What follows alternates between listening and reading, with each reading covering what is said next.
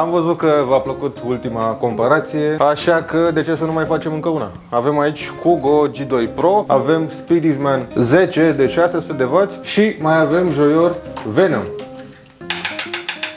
Le-am făcut frumos pe tablă, avem un tabel pe care o să-l pun cu zoom să-l vadă toată lumea. Concluziile le trage singur, noi doar am făcut niște matematică. Ce matematică? Cu plus, cu minus.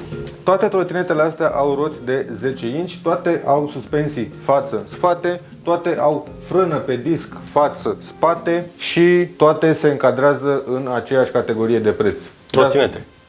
Nu, în aceeași categorie de preț, vehicule electrice care au același preț. Trotinete. Da. Ca să înțelegeți mai bine, semnificația acestor culori este trecută în rubrica de aici. Verde high, blue medium și roșu low. Hai să începem cu prima rubrică și anume puterea motorului. Kugo G2 Pro are 800 de W, 800 de W, motor pe spate. motor pe spate, Speedixman 10 inch, motor de 600 de W, Pe spate, pe spate Joyor Venom, tot pe 500 spate, 500 de W. Deci cel mai puternic este Cel mai la... puternic este la Kugo G2 Pro. Mai departe avem descărcarea controlerului. Kugo G2 Pro 25 de amperi, Da. Speedixman 25 de amperi, Da. Joyor Venom 18 amperi. Deci cel mai jos este la Joyor. Da. Avem specificații pentru baterie, adică tensiunea și ce amperi oră și capacitatea bateriei. Deci avem așa, la Kugo G2 Pro avem o baterie pe 48 de volți și 12,5 amperi oră. Dacă înmulțim aceste două valori, rezultă capacitatea bateriei, adică 600 de Wh, de asta este cu roșu. La Speedixman îmi trebuie Carioca, că am uitat să specific aici că este LG. Este singura trotinetă din această gamă care are o baterie LG 52 de volți, 21 de amperi oră. Deci dacă înmulțim aceste valori, rezultă o capacitate de 1092 de Wh. La Joyor avem o baterie de 48 de volți, 18 amperi oră, respectiv 864 de Wh capacitatea. Frânele. Kugo G2 Pro are frână față-spate, frână mecanice. Speedixman 10 are frână față-spate, semi-hidraulice la X-Tech. Joyor are frâne față-spate, frâne mecanice. Prețul pentru fiecare trotinetă în parte este Kugo G2 Pro 3699 de lei, Speedixman 10 4099 și Joyorul Venom 4149 de lei. Atenție, prețul ăsta e important să-l raportați la ceva și o să vedeți de ce vă zic mai încolo. Semnalizări. Kugo G2 Pro nu are semnalizări pentru schimbarea direcției. Speedixman-ul și Joyor Venomul au semnalizare. Greutatea. Kugo G2 Pro are 25 de kg. Atenție, având cea mai mică baterie. Este o trotinetă grea, dar și cu o baterie mică. Speedixman 10 are 21,8, deci este practic cea mai ușoară trotinetă, dar cea mai mare baterie. Iar Joyorul are 22 de kilograme. Cosmin? Da. Ia te rog cântarul ăla să-l arătăm pe cameră, pentru că eu am făcut o greșeală la Kugo G2 Pro în review, am zis că are 16 kg. Deci am cumpărat un cântar special pentru a cântări aceste trotinete, iar datele care sunt trecute în acest tabel sunt verificate. Bun, mai departe am trecut puterea maximă pentru fiecare trotinetă. Cum se vede acolo, calculul ține cont de tensiunea maximă și de intensitatea controllerului. Da? Așa. Și așa s-a calculat. Deci pentru Kugo G2 Pro 1365 W, pentru Speedixman 10 1472, iar Joyorul are descărcarea cea mai mică. De ce? Chiar dacă Kugo și Joyorul au aceeași tensiune pe baterie, diferența în puterea motorului este dată de faptul că Are 18 amperi.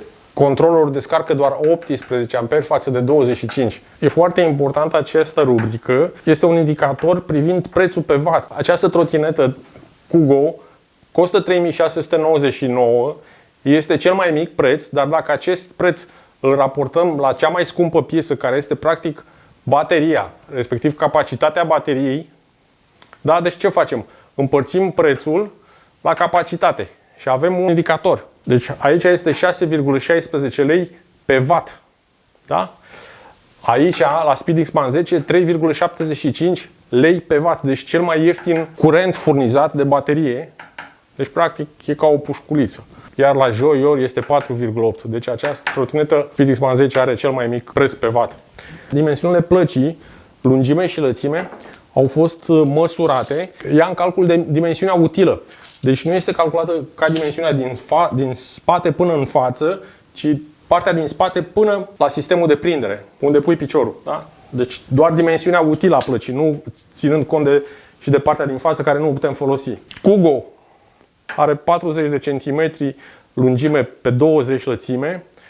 SpeedXman are 58 de centimetri pe 24,5, iar Joyorul Venom 48 de centimetri lungime pe 21 lățime. Așa cum se vede, cea mai lungă placă o găsim la SpeedXman și cea mai lată de asemenea tot aici. Aici este înălțimea ghidonului, dar de unde? Calculată la fel. De la placă până la partea cea mai de sus a ghidonului. Da. Deci nu de jos de la pământ. Că nu mă interesează de jos de la pământ, deoarece eu când sunt pe trotinetă, sunt practic pe această placă și mă interesează dimensiunea de la placă până unde? Până unde îmi vin mie mâinile cel mai sus. La Kugo sunt 92 de centimetri, atenție, este singura trotinetă de aici care nu are ghidon reglabil. La SpeedXman sunt 100 de centimetri, la Joyor 96. Atunci când doriți să vă achiziționați o trotinetă, este foarte bine să aveți toate datele în față, să puteți face o comparație între diversi furnizori și să aveți foarte bine structurate criteriile în alegerea trotinetei. Într-un viitor clip o să vă prezint cum se face o analiză economică pentru alegerea, nu neapărat a unei trotinete, o analiză economică pentru orice produs în funcție de criteriile pe care vi le stabiliți. Pur și simplu un calcul matematic care la sfârșit îți spune care este cel mai bun produs dintr-o gamă de produse. Pe lângă calculele pe care vi le-a prezentat Cosmin, mai avem câteva detalii pe care o să vi le spun eu acum. Cel mai calitativ far îl avem pe Kugo. După aia urmează ăsta care are lumină în fantă și cel mai slab este ăsta de pe Joyor.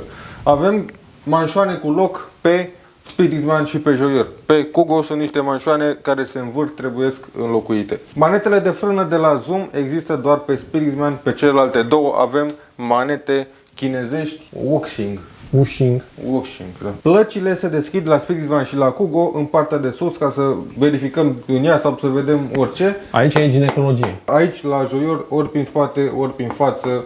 Nu avem șuruburi pe sus. Încă o chestie, aici avem banda abrazivă, aici avem cauciuc, aici avem cauciuc. Eu prefer banda abrazivă, e doar o opțiune personală. Ca și finisaje, avem, o să dau niște note ca să o iau mai simplu. Nota 10, nota 10, nota 5. Avem aici niște finisaje pe la capacele de LED-uri care sunt prinse în șurub stea. Capacul este decupat ca să poată să treacă prin suspensie. Este o țigănie. Mă dor ochii când mă uit. Capacele sunt date cu silicon.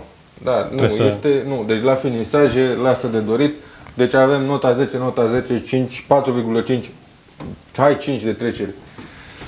Aripi avem doar pe Joyor și pe SpeedXman. Pe Kugo nu avem aripă pe față, iar cea de pe spate este jumătate de aripă. Jumătate de aripă, da, jumătate folosibilă. Ghidoanele se pliază la Joyor și la SpeedXman. La Kugo este ca la bicicletă, nu se pliază de sus. Și pentru cele mai frumoase discuri de frână, Cosmin câștigă Kugo. După care vine SpeedXman cu astea puțin ovale.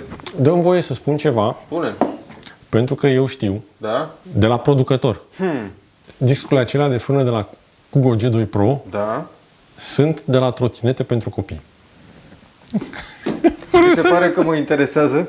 Mie îmi place cum estetic, da, estetic sunt celor. Nu fi pentru copii, sunt foarte mișto. Deci eu mi-aș spune și pe a mea. Nu mă interesează, sunt foarte mișto. Îi dau un design așa egiptean. Și hieroglif acolo, știu. Da. Mufele de încărcare la SpeedXman și la Joyor sunt în față dreapta, în partea de jos. Deci le băgăm mufa în sus. La Kugo este pe spate, pe partea din stânga, în suportul de picior.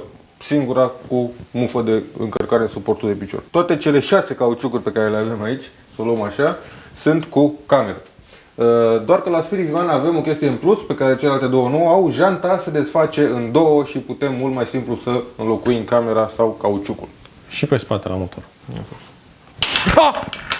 Asta a fost comparația. Nu uitați să vă abonați pentru a vedea celelalte modele, că avem anul ăsta la modelele, nu mai știu câte, nu mai am loc pe hard să mai filmez câte modele avem. Deci cumpără film. Cumpără film, pe bandă. Orvu, am eu Orvu.